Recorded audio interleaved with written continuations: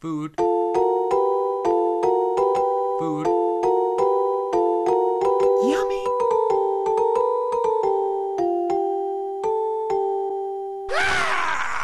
Yummy.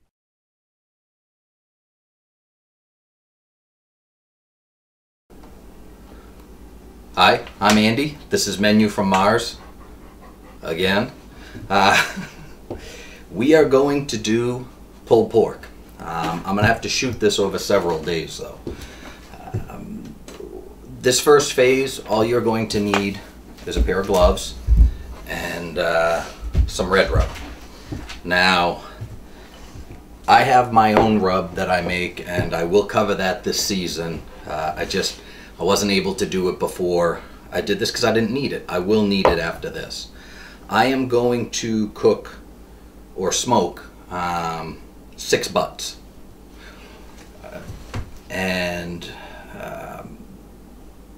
So each one of these I'm going to coat with some rub, and it'll have to stay in the fridge downstairs probably 6 to 24 hours. The closer you can get to 12, the better. But you're just going to cover the entire thing. I'm going to, like I said, I have 4 more sitting in here. I took them out the other night, thawed them in the tub. That's where I thought, and then we're just going to rub some of this on our meat. But we are going to start with some gloves. And the point of this really is while it sits in the refrigerator overnight, or if it's winter, you put it right outside if you don't have to worry about it getting eaten, it helps, it does help season it, and it'll help make a nice crust on the outside of it when you get ready to pull it. But it actually helps break the meat down a little bit. There's a lot of salt in the rub, so it tends to tenderize and kind of just break down some of the meat for when you cook it. Now you want to get every part, and you're going to want to cover it about that much. You don't want to scrimp on this because it's not like the ribs where you're going to taste a whole lot of this, because when you start shredding the pork, just the very tips will have rub, because this is all fat and that's going to come off at the end. And the bottom part here, the grain of the meat goes down and in. So this will just be on the very ends, so you can load it up. And the more really, the better. So don't be afraid to rub your meat and get it covered with seasoning. So apparently I found out this week that I have people watching me make a fool of myself all over the world, from England to Switzerland to Serbia. But I'm gonna continue with this. You just rub this stuff on till it looks, let me bring this over, till it looks like this.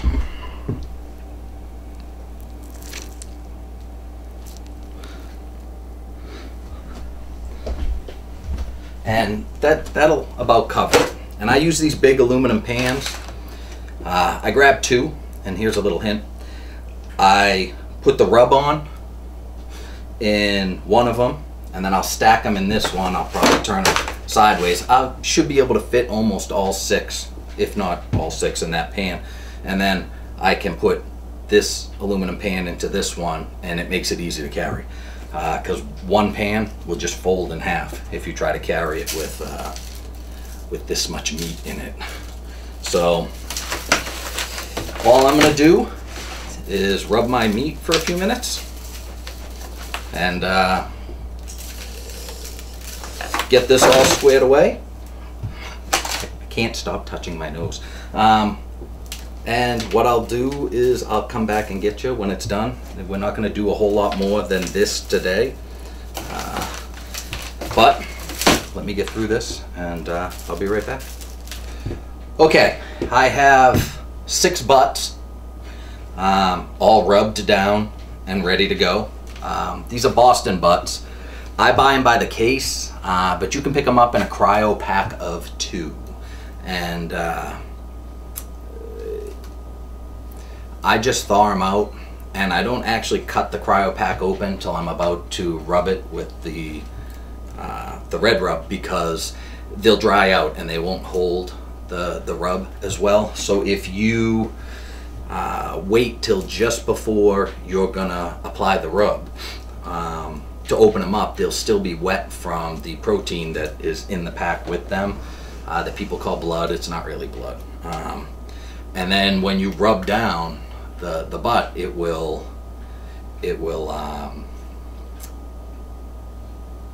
hold it a lot better, because you want this to actually be on the meat for, like I said, overnight anyway. When I finish, I end up with inevitably some leftover stuff in the bottom. I just dump it over the top like that and kind of spread it out, and then put this in here, and now it can be carried. So gloves come off. I hate wearing gloves even when cooking. And what we're gonna do, and before I get too far, this is just a cereal bowl, a small bowl. I eat salads in this. So I filled that almost all the way with the red rub, and that's what I used. That's almost the exact amount I needed. It's almost perfect for 6 butts. I'm doing 6 because I have a big smoker. I have a big smoker. You guys have seen it in the rib show. So it's kind of a waste to spark that whole thing up and just do a couple. Technically, I could fit about 12 of these in there. And I have them downstairs, but this is really good fresh. So if you can possibly limit your batches to about this big, it'd be a lot better.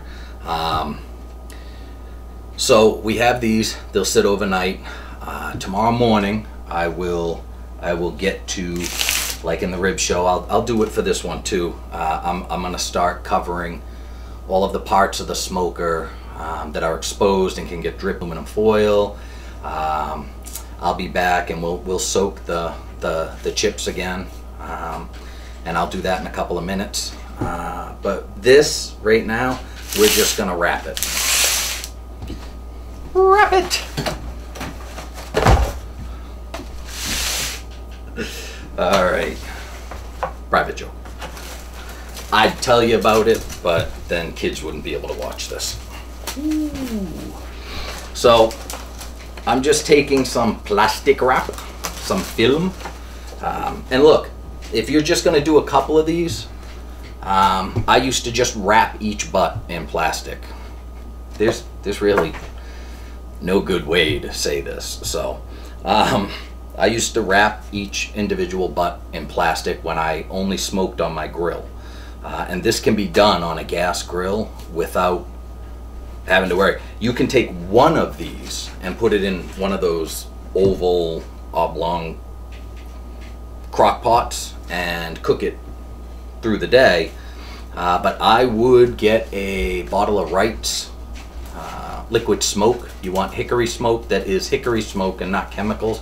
So if you don't have access to Wright's, any brand that isn't all chemicals will do. You probably want to put about a teaspoon of that into your crock pot, and what that'll do is it won't actually smoke the meat, and it won't taste exactly the same, but it will taste smoked.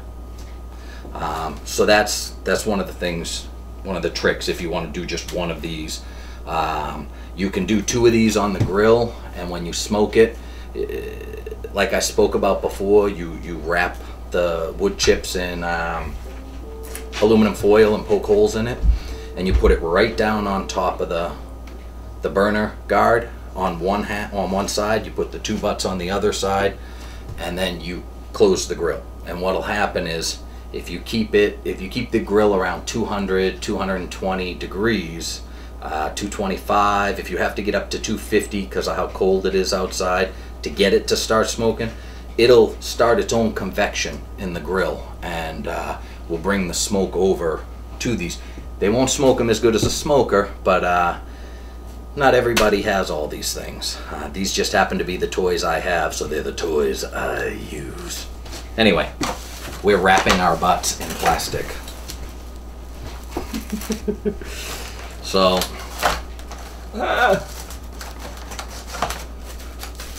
I'm gonna go ahead and do this. I wrap it once.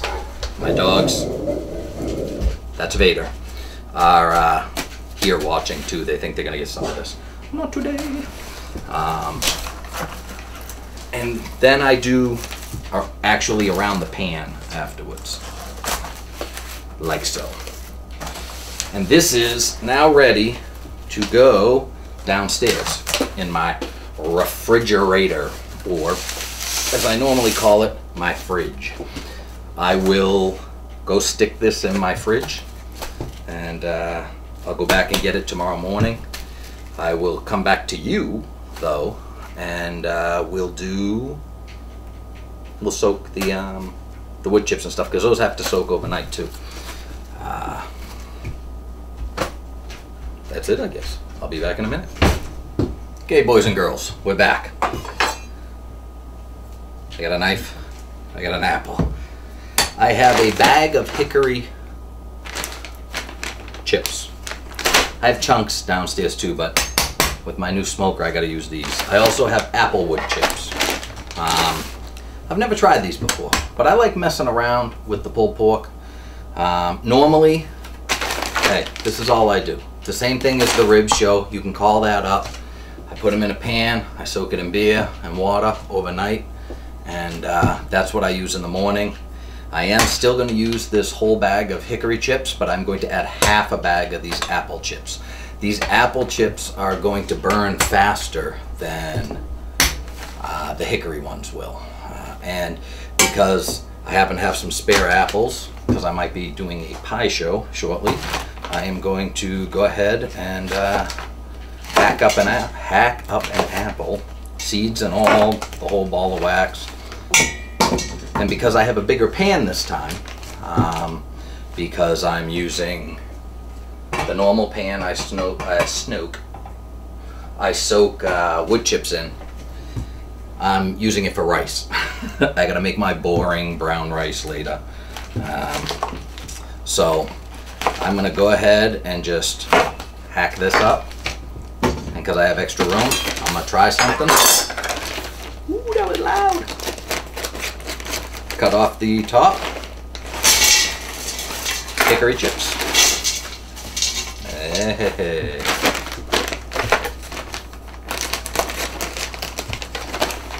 Let's another one. And about half of these.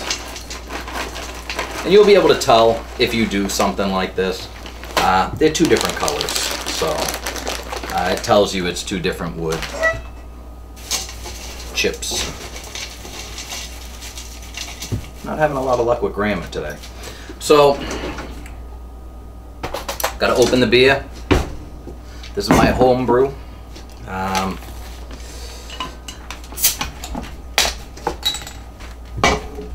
And this is pretty much what I soak it in. I'll put 2 bottles in here. I'm gonna leave a bottle for tomorrow. Whereas when you drink it, you wanna leave a little bit in the bottom. Not so big a problem when you're just soaking wood chips. You go ahead and put it all in there. Residue and all.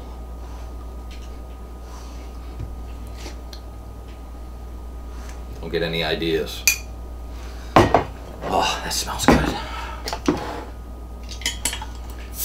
You know, if I wasn't so opposed to drinking it this early in the day.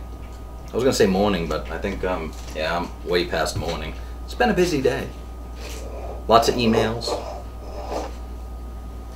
And lots of stuff to prepare for. I'm trying to shoot 3-4 different shows right now, because they all have multiple parts. Alright. Woo! Don't break it.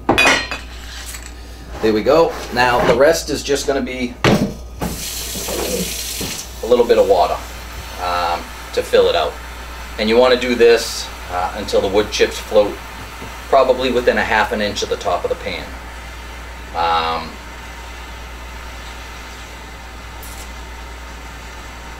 That's it. This will be left to soak overnight as well, and we'll use it first thing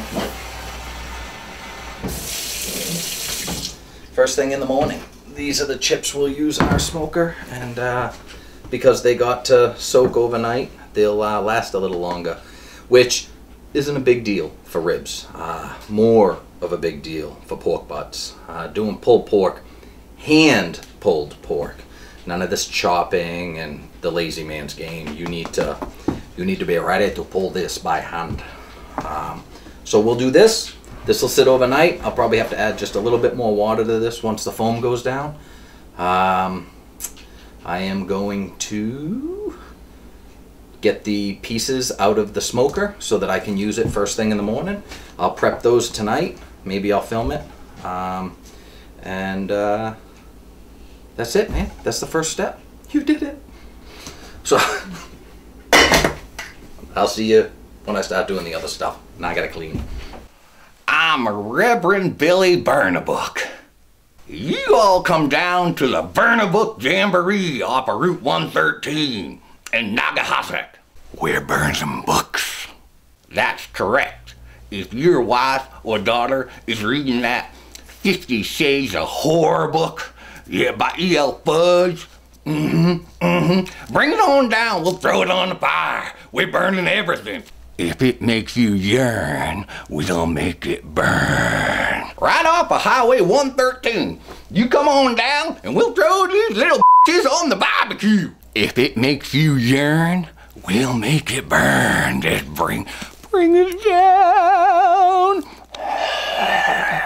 There's no need for you to put up with whoring going on in your house. Whores!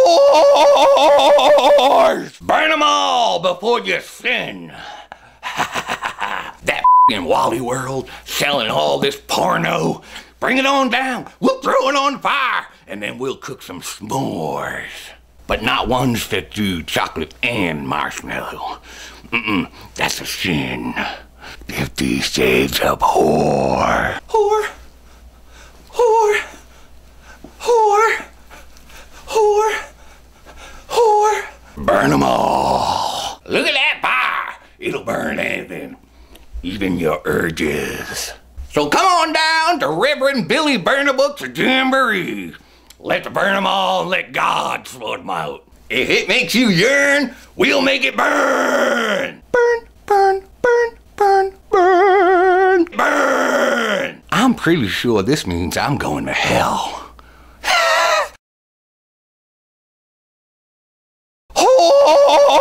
Whores! Burn them all before you sin. Good morning, everybody. It's the next morning. It is a balmy 26 degrees here in the wonderful state of New Hampshire, and I am ready to get going. Now, when I prepped my smoker, it was the same as in my rib show.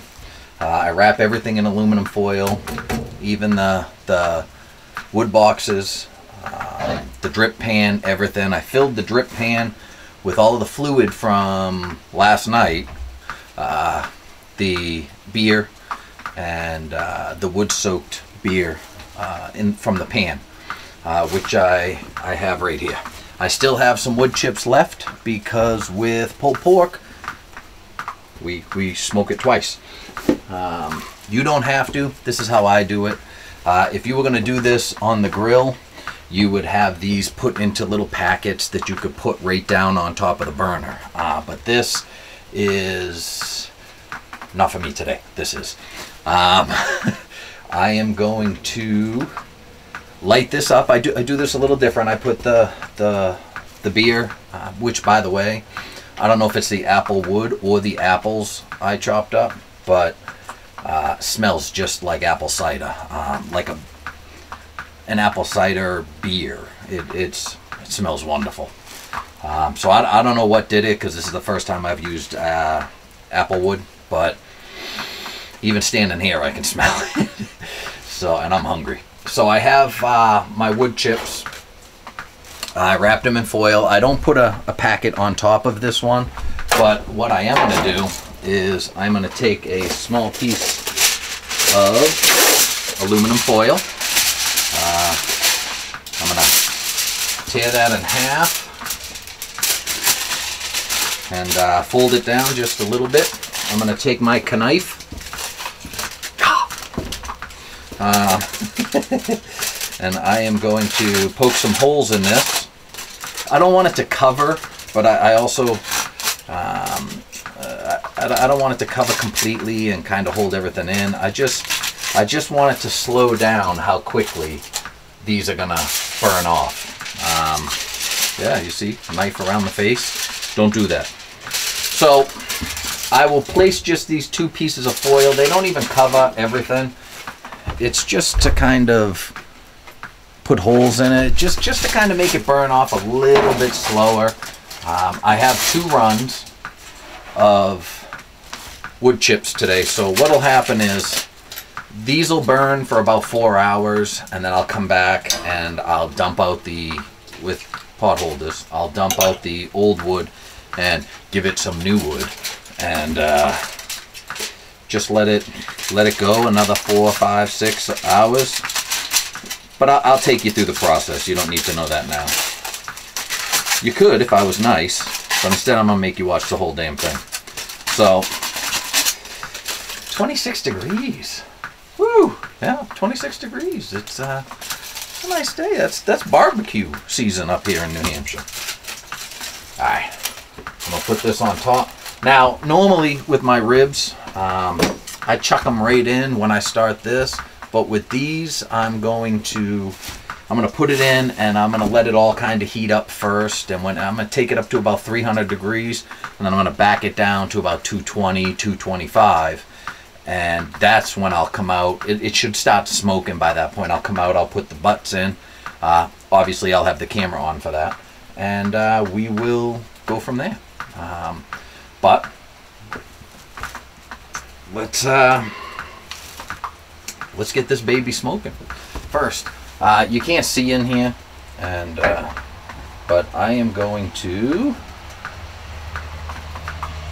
start this puppy going. Boom!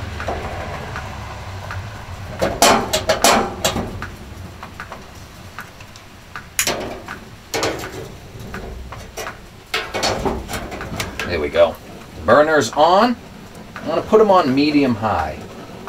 And it's already starting to work in my steam tray. But we're going to put these in.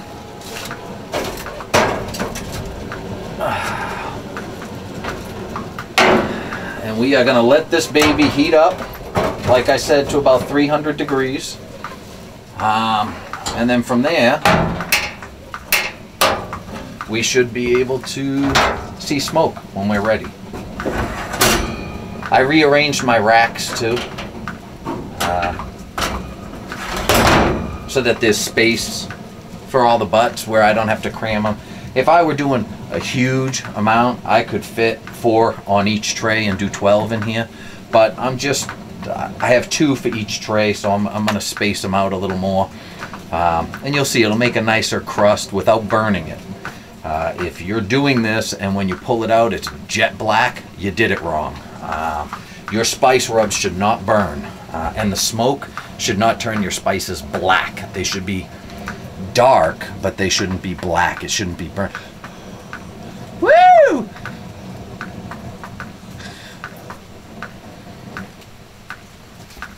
I don't know. I'm a kid. What do you want from me? So we're gonna go ahead and close this puppy down.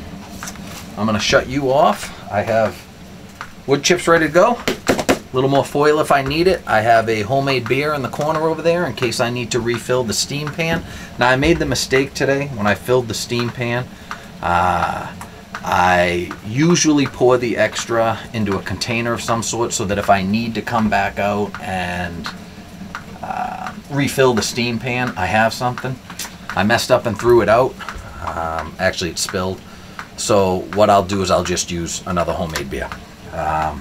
I got my 6 pork butts all rubbed down with a nice spice rub. And that's it, man. I just gotta wait for this puppy to heat up, and I'll come back and get you, and we'll load it up and start her smoking. I almost put this on top of there. That's also not a good thing. I'll be back.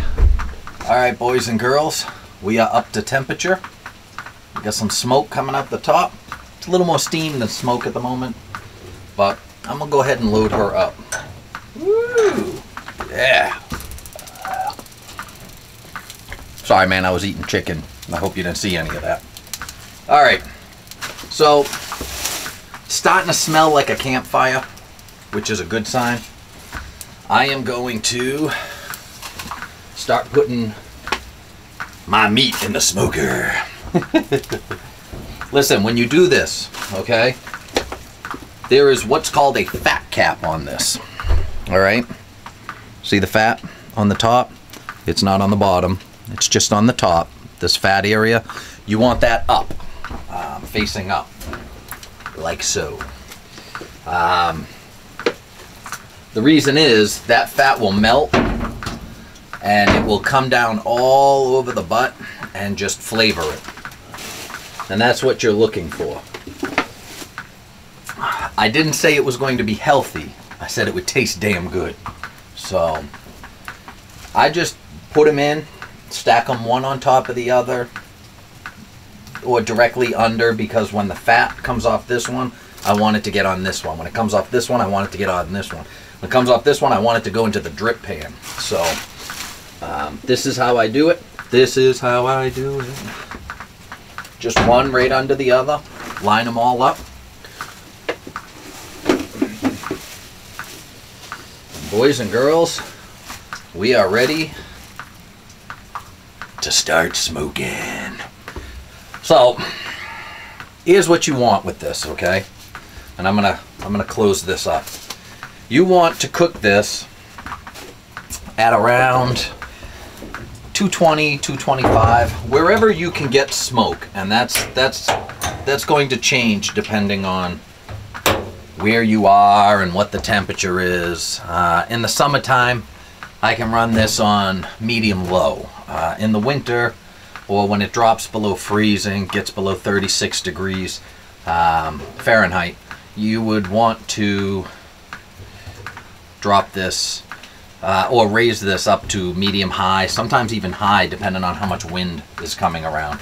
Wind makes a difference in this as well. I was out here working earlier, cleaning up the smoker, getting it ready. Even though I cleaned it before, it's been a while since I used it, so I wanted to come out and clean it all up again. I got soot and everything under my nails, but who cares about perfect nails, right? So you can see the smoke is starting to come back up out of the top of this thing, and it's going to take, because I had the door open, it's going to take a little while to get back up to 220, 225, but it's going to take a lot less time than it would have if I just stacked them in there to begin with. So here is what you're going to do. You're not going to go anywhere for about 45 minutes to an hour.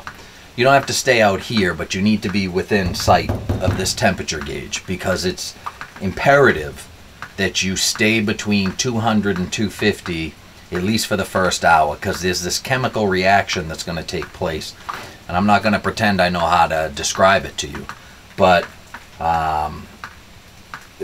it will allow the smoke to fuse with the meat a lot better if you keep it under 250 and above 200. For this smoker, it ranges, but in general, that's where you want it. So I've got a little bit of smoke coming out of the top here. We are already up to about 150 again. So I am going to clean up a little bit. I'm going to keep my eye on this. What I'll do is I'll come out and I will adjust in increments of just an eighth or a 1/16 of an inch on the dials. And you're going to have to go lower than you need, and then you'll be higher than you need, and then you'll be lower and higher, and you'll just keep working it in smaller and smaller increments till you hit the correct temperature, and it can sit on its own for a few hours at 220, 225. Now the temperature is going to go up a little as I get closer to noon, and then it's going to drop down as I get closer to 4 or 5 o'clock, 6, 7, 8, 9 o'clock at night is going to go down. Again, I am going to smoke this for probably 10, 12 hours today, and then I'm going to slow cook it overnight after I wrap it. You don't have to do that. This is just how I like to do it. 3 hours with the smoke may be good enough for you. And especially depending on where you are, if you're in an apartment, if you're using a grill, if you have a small smoker and you got things to do. You don't have to monitor this for 36 hours like I'm going to. Ooh, nice smoke. Makes everything smell wonderful, because once the meat starts cooking and the steam in the steam pan start cooking, oh, it's gonna be great. So we're gonna bring this puppy up and monitor it, make sure it doesn't go over 250. Try to keep it as close to 220. I like 220, but 225 is probably good, 235. There have been times where I've needed it to be 250 just to get it to smoke, the wood. It depends on the humidity, all of that. As you can see, it's a fairly humid day. Seeing how you can probably hear the raindrops coming off the roof. I'm blabbering. All right, we're gonna let this hang out, and I'll be back to take a look at it in about a half hour. When it is rip-roaring ready to go, smoke is pouring out of this and all of that, I'll come back out. I'll show you that it's where it needs to be, and we'll move on. You won't see me again until we change out the wood chips. So, day 2 of pulled pork. Barbecue season here in New Hampshire. And I may have this for Christmas dinner. I haven't decided yet. So, be back in a while. Okay, in the 3.5 hours it's taken me to get to a point where there's no real smoke coming out anymore, it has crept up to a balmy 36 degrees. So it is definitely warmer because the mist doesn't take up everything. We are at a point where we need to change out the wood chips.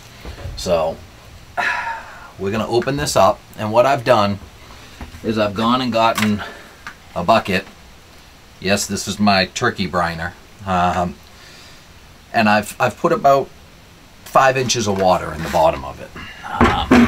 The reason is that when you take these out, they are going to be coals. See? There are embers in that. We don't want that. So when you dump that out, you don't want that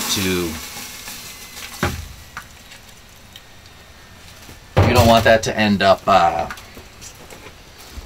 in a trash bag or anything like that, because fire. Yes, you got it, kids. All right, I'm going to put some of these wonderful wood chips in this one. Move that hot thing over there. And, ooh, look, it burnt my towel. That's how hot it is. It's so hot. All right, now it's time for the next one. Here we go. Listen to that. All right. Put it up there. There's still a few embers in there. But that is okay. We don't mind that. You can see, well, I don't know if you can see, but the embers that were left behind, kind of stuck to the aluminum foil, are already starting to make the wood chips in the other tray smoke. So there we go. Got a few. I'm not going to put any because we're kind of up against it here. I don't want this smoking for too much longer. So I'm not going to put any aluminum foil on the top of this because I really want this. I'm saying and an awful lot. I'm going to want this to be done in the next 3 hours or so. I don't want to lose too much fat off of it because when I foil it up, I need all that collagen and fat to stay right with it. So there we go. We've done that. We haven't, or when I say we, I mean I haven't checked the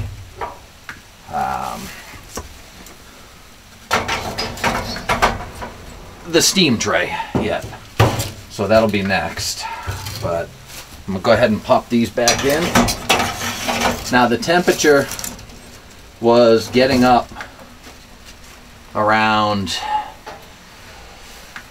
250. But that's because I had run out of wood. Maybe I need some ED medication. But I'm gonna open this bad boy up. Take a look at the steam tray, which is dang near empty. And so, that is what this is for. We need the beer. However, I left my bottle opener in the other room. I'll be right back. I'm sorry I came to class ill-prepared. Bottle opener. All right, I'm gonna put just a little bit of water in there too, because I feel like it needs it. Got me a beer from my homebrew, and we are going to go ahead and dump that in there.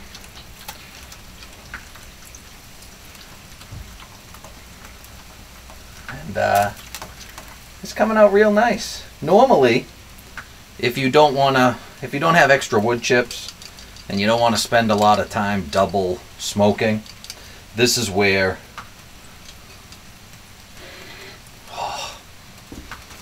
I may have to break one of those open tonight. I don't usually drink, but that smelled too damn good. All right, if you want to stop here, which is absolutely doable. I've done it before, but now I soak enough chips that I have 2 runs. So if you want to stop here, you can. And what you would do is you would come in here kind of forward to the next section, and this is where we would wrap these in foil, each one individually, a couple pieces of foil, and then you have a decision to make, but that's for later. I'm gonna grab the camera and show you what these look like here. Hi there. All right, here we go. You'll notice dark red, not black.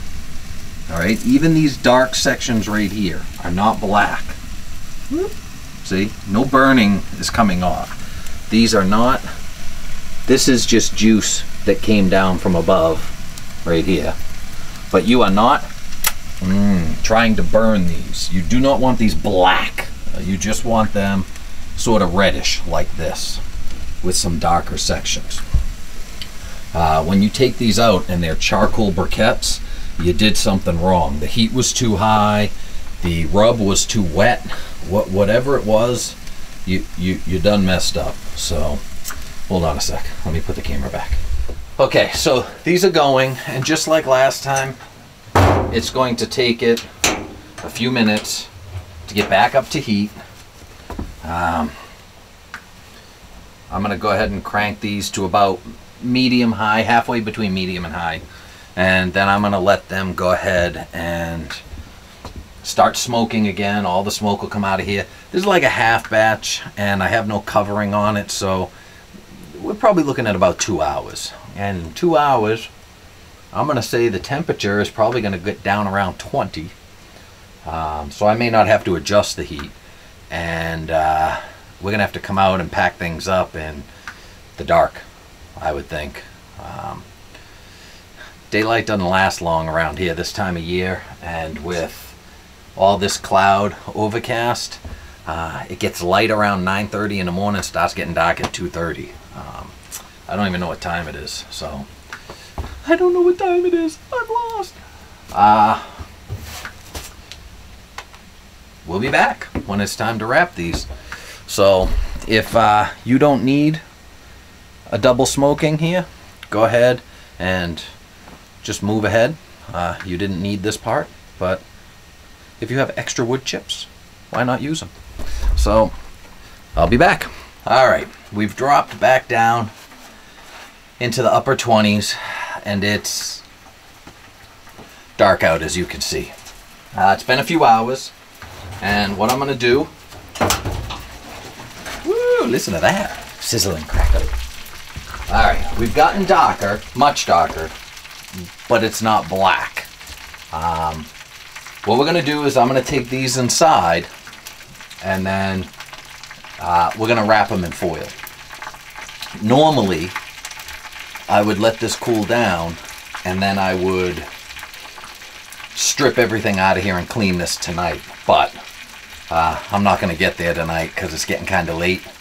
And to be honest, I want to play a couple video games. So I'm gonna go ahead and pull these. I have a spare set of these. They're mismatch. They're ones that I normally would have thrown out years ago, but I kept one for each hand from each batch, and lo and behold, they're perfect for handling food.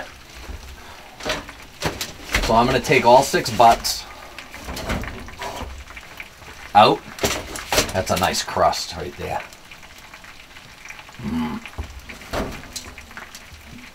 And we are going to bring them into the house.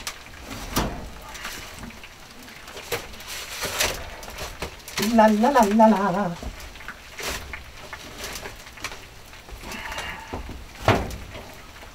Bada bing. Bada boom. So these get all crusty and yucky and macked up, but I keep them in that little cabinet over the microwave that nobody ever uses for anything real.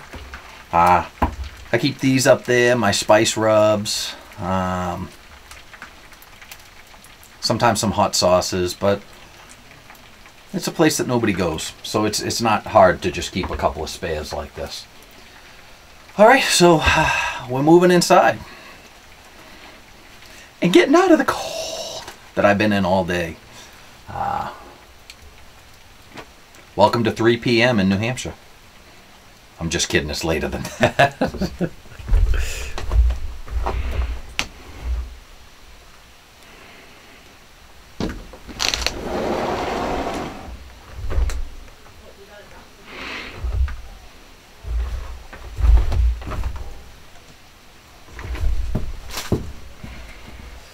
All right, boys and girls, we're back in the house. It's almost 7 o'clock at night now, and it's time to wrap these. This is the step that you would take normally if you're going to not smoke a second time. If you're just going to smoke it with the one batch, not do the second batch of wood, this is what you would have done instead of emptying out the smoke boxes and all of that. But we have... Everybody drink, I said, but we have some aluminum foil here and 6 pork butts. I have 2 big metal pans. Turned on the oven. It's at 200 degrees. So, we're going to take a pork butt, which is very hot, so you may want to wear gloves. And you're just going to wrap it up. I'm using heavy-duty aluminum foil, but you can use anything. You want to wrap it very tightly if you can. Alright, you're going to go one way, and then the other.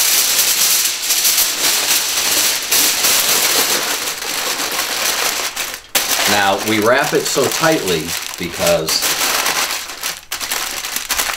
at the top of all of these, we still have a fat cap.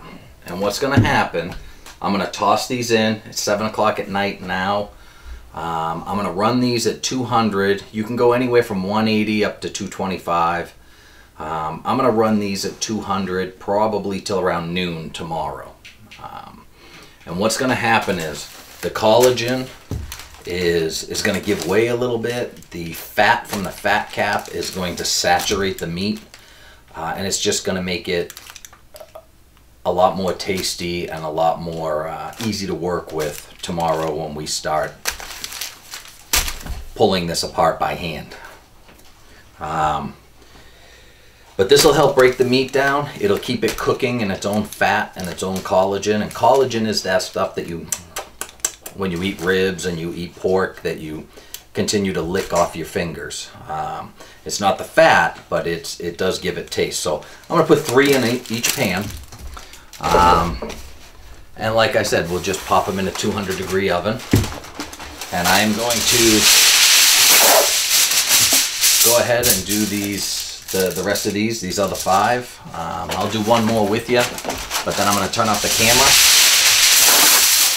because it's loud.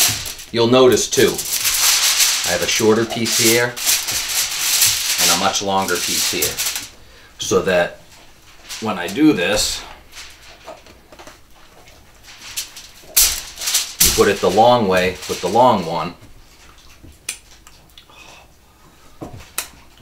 You're gonna have to hold on a second.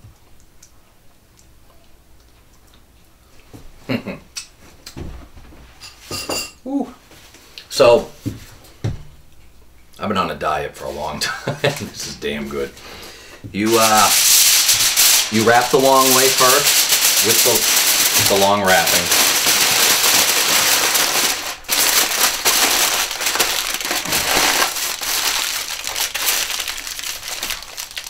Make sure it's nice and tight.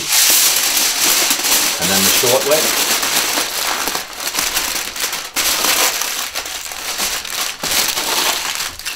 And there you go.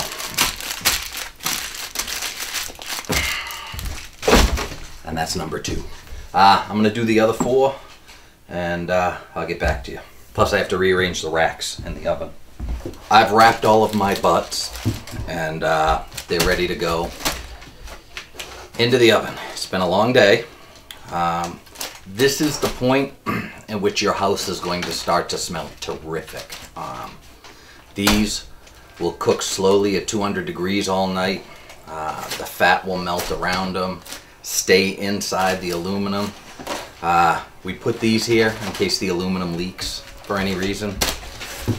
But you hope not, because that makes a dry butt. You don't want your butt dry. We're going to take these and we're going to pop them in the oven. Like I said, 200 degrees. Be careful with these, because a single pan is going to be difficult to hold the weight. But like I was saying, you want to leave them in a pan like this in case the foil leaks. It'll make the butt dry, but at least you can save the meat, and you don't want this stuff all over the inside of your oven.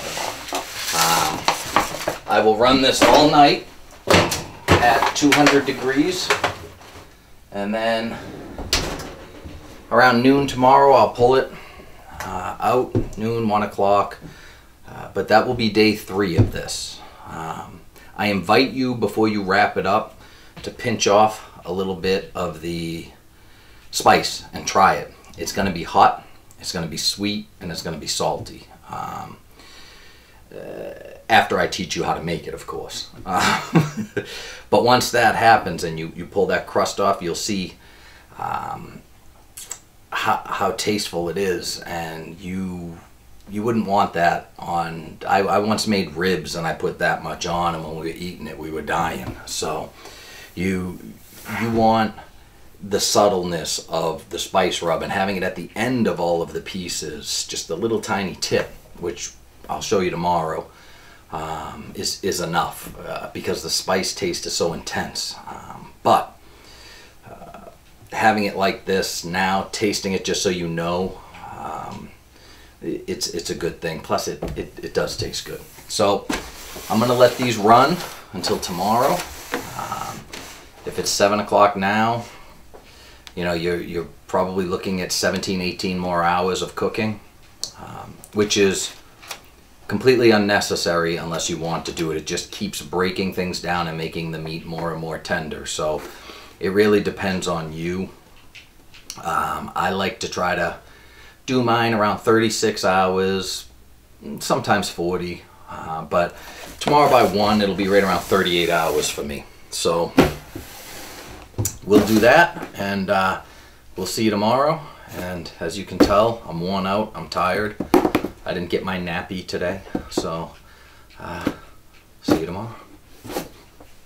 Day 3. It is 2 o'clock, a little after, and we have been cooking our pork now for about 36 hours. It's been about 19 hours since we put it in last night, and we are gonna pull it now. And the way that you do it, you have to pull it out of the oven and you have to open them up and kind of let the steam out of the foil, because you don't want, you definitely don't want to be touching it when it's that hot. I'm going to put some gloves on, but this is because it's going to be very hot. In certain instances, you can put 2 pairs on, and it'll work out for you. The first thing you want to do is you want to reach in, and you should be able to pull the bone out easily, just like that. Nice and simple. This smells fantastic, by the way. You just keep pulling the, see all the steam coming off that? Ooh, hot. And then they just pull right out nice and easy. So you have the fat cap still on top of these.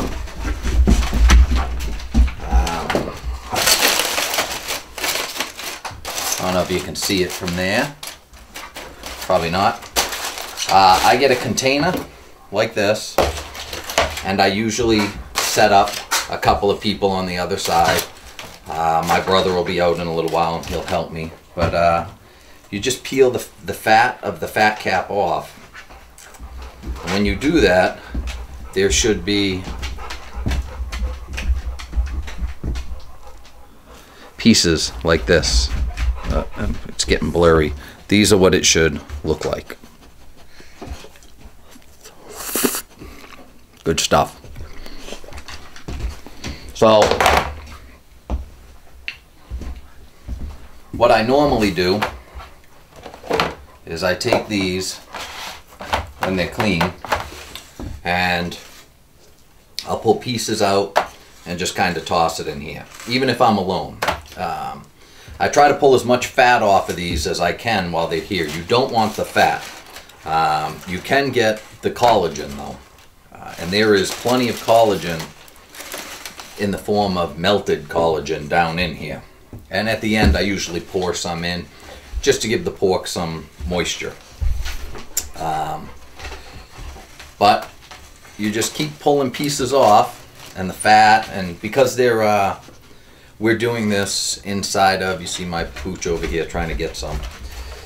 We're doing this inside of aluminum, the aluminum packs that we cooked it in. You just kind of push it off to the side and it can all stay inside here. But as you go, and this will be very hot, people, okay? Ooh, hot. You may want to let it sit a little longer than I've let it sit. But you got to break it up a little bit because it will hold the heat forever. You just keep pulling out pieces like this and you drop them into your plastic receptacle, container, glass, whatever you decide to put them in. And even when they're here,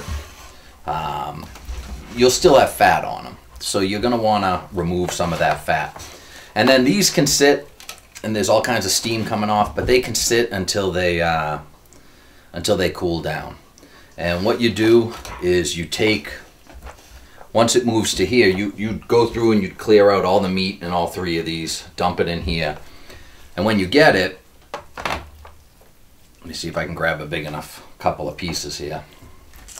You have the pork like so.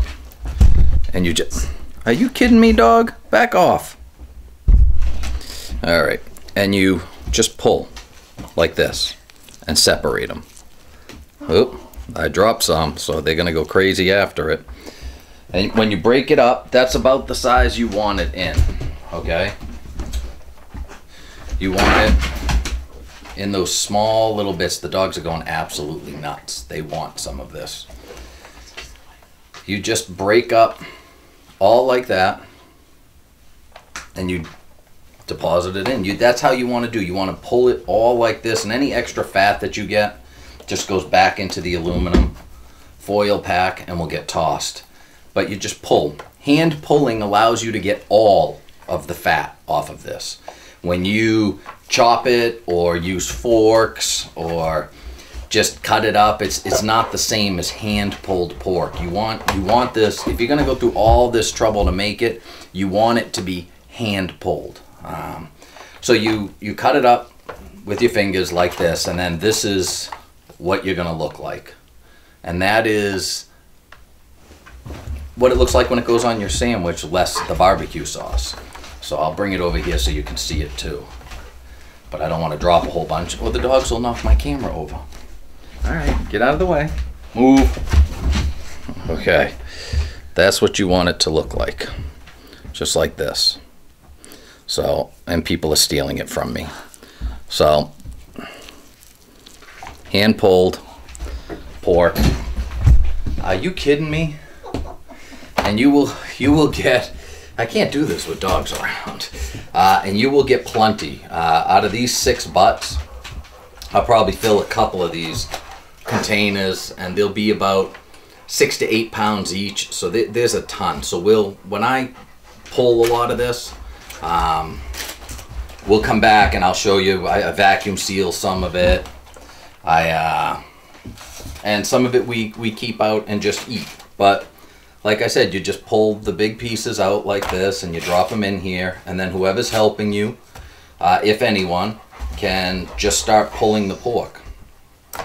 Even pieces like this with lots of crust on them, you just break them up like this. Just be careful because it's very hot. You may want to let it wait a little longer than I did. It's been sitting about 15 minutes. And you just drop the whole pieces in over there, and you know, before long you've got all the fat off the pieces and they're sitting over there, and it's simple. But this is it. I mean, you've gone this far, you might as well go the rest of the way and hand pull the pork. And this system works out pretty good if you pull it apart before you put it in here, because like I said, it allows me the option of just pulling off all of the fat and parts that I don't want in it, and it makes it real easy to kind of shred and pull over here. And I'm actually about 1/3 of the way through this butt at the moment. So this is it. It's boring, and it'll take about an hour to do a couple of butts as one person. Maybe this is why I wear 2 sets of gloves. Maybe an hour to do all 6 of these if you have some help. But you just keep taking them and drop them here, and they'll cool off on this end while you're putting these in, and then when you break them up, they're nice and cool and they're ready to go. So I'm gonna go ahead and pull these 3, and then I'll turn the camera on and let you take a look and show you where we are and what I do with the juice. And then when I pull the other 3, we'll get the camera back on and I'll show you what I do as far as mixing barbecue sauce in. But be very careful. Very hot. And it hurts. So I'll be back with you in a minute. But I do want to show you this. You see all of this? That's not fat. That's collagen. That's the stuff you actually want.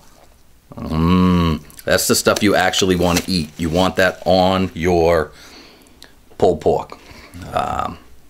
So we'll be right back. Well, we've gone ahead and shredded all of that pork. This is only 3 butts. I have 3 more to do a little later, and we'll get this much meat out of it as well. There's a lot of stuff there. So you get it all shredded out like this, and then what? What I did was I emptied all of the fat and refuse from this pork butt into the first one's aluminum foil that I did, and then I did the same with the second one. And then if you put your turkey baster in and you push it all the way down to the bottom, and then you let it suck up some juice, it'll pull just the collagen, and you won't get any of the fat. And then I drizzle that, because that's collagen. you want that, you eat that. You don't want any of the fat bits, but if you can do it like this and put some of that back on, that meat will actually soak that up. That's stuff that won't turn to gelatin if everything gets cold. That would be fat. Again, this is collagen down in the bottom of this. So if you can get the clear, not clear, but kind of brownish. See, I sucked up a little fat there, so there we go. And you just sprinkle that on top. I try to get as much as I can out. It's a process, unfortunately. But it really does make a difference. Most of the stuff I do, I wouldn't do unless it made a difference. And yes, there are shortcuts and all kinds of things that you can do. But a lot of times, it's not worth it.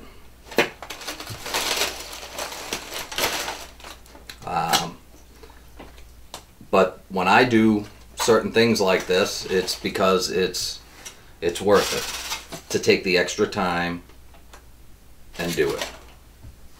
So you don't have to get it all, but you want to get a little bit of it. Like I said, it's what's going to make it taste so good. You hear the term finger licking good when it comes to barbecue? That's why. The collagen.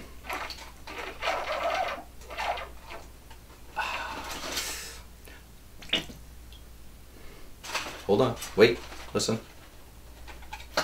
Ooh.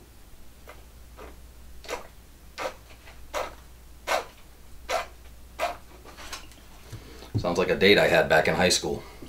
So, you suck all that up and just mix it in a little bit. You'll see the pork will absorb it. I mean, there's nothing here still after all that I put in. So that brings us to barbecue sauce. Now, when I did my barbecue sauce show, I should probably take the lid off, and I'm not going to be able to because my hands are all greasy. When I did the barbecue sauce show, this is, by the way, from that still.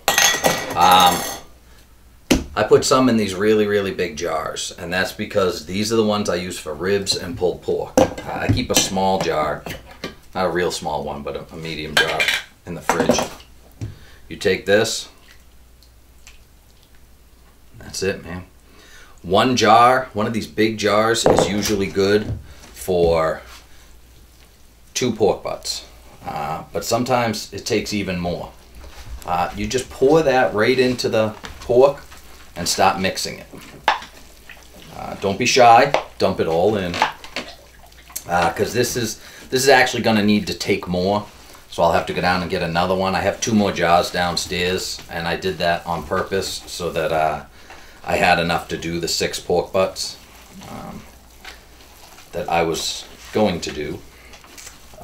But you mix it, and it'll add moisture. And besides that, what you're doing is you're coating this with something very acidic.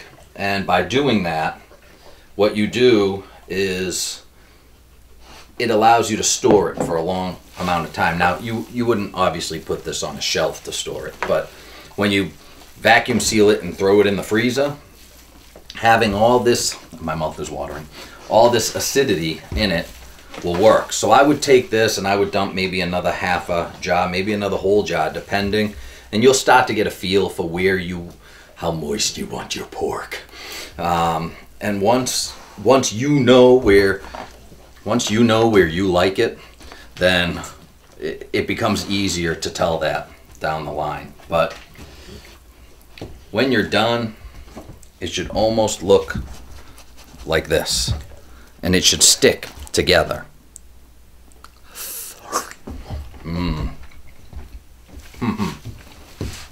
And look here, when you're making this, you are going to want to eat some of this without barbecue sauce. It's that damn good. So we've gone ahead, and on day 1 we did the pork rub. That we rubbed spices all over the pork butts. We set them overnight in the refrigerator, and then The next day, we pulled them. We prepped the smoker. We soaked the wood chips overnight that first night as well. We took them out. We put everything into the smoker. We smoked it for 4 hours. We pulled the spent wood chips, put them in a bucket with water so they didn't burn the house down. Then we put in 2 more batches of wood chips and we smoked it for another 4 hours. 3-4 hours I think is what we did. And then we pulled these last night. We wrapped them in foil, threw them in the oven overnight at 200. Stayed there for about 19 hours, and on day 3 we pull it. It looks like this.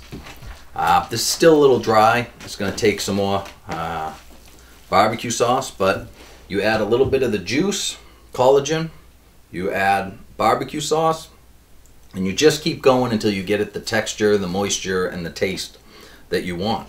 But this stuff is great. You can take it and you can put it in the vacuum seal bags, weigh it out 1 pound, 2 pounds, 3 pounds. I usually do 1.5 pound bags, 3 pound bags, and 6 pound bags, depending. And pull it out. If you do the 1.5 pound bags and it's just you and a couple of other people, or 1 pound bag, if you're alone, then you can take those bags, thaw them out on the counter, and when the pulled pork is thawed, you just boil some water, you toss it in, bag and all. The vacuum seal bags can be boiled, frozen or boiled, and then you let it boil until you can smell the pulled pork in the house. That's how you know it's done. You can also touch it and see if it's hot all the way through, but usually when you can smell the pulled pork all the way through the house, it's done boiling in the pot. You just pull it out, cut it open, dump it in a bowl, ready to go. Make sure, even though we're putting some in now, make sure you have some extra barbecue sauce on hand so that you or your guests can put some more on. And you know what goes really good with this? I mean, it just goes hand in hand. The bread and butter pickles I've already made. I think it was 1 or 2 shows ago. And so if you make this, make the bread and butter pickles about 3 weeks ahead of time, because they go perfect together, and you'll see what I mean. So you take a little hamburger bun, okay, and you split it open, and then you take, I use an ice cream scoop or a pair of tongs, and you take something about a really big thick piece of really thick hamburger, and you place that in there, put a little barbecue sauce on top, put on the lid. There's your pulled pork sandwich, hand pulled. And then break out the bread and butter pickles, maybe something to drink, could be alcoholic, could just be dew. But that's it, man. That is the pulled pork show. What I will do is when I break up this other thing, maybe tomorrow I'll turn the camera back on when I'm vacuum sealing some of this and let you see that as well. And then maybe we'll boil some up in the bag so you can see that. But this is it, boys and girls.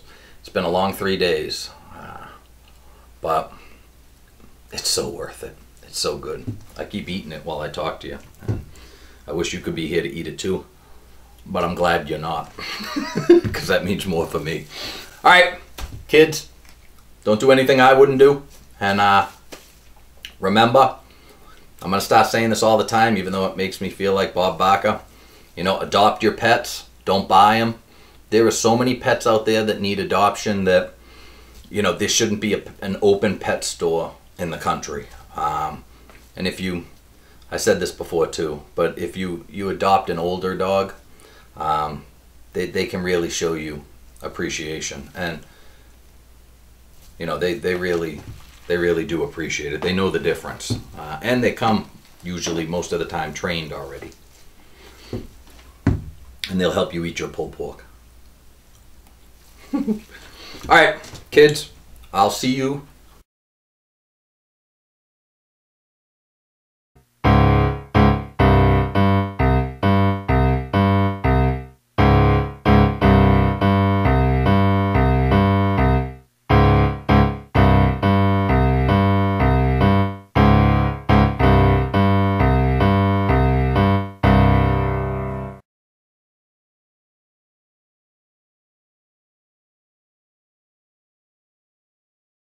It's so good.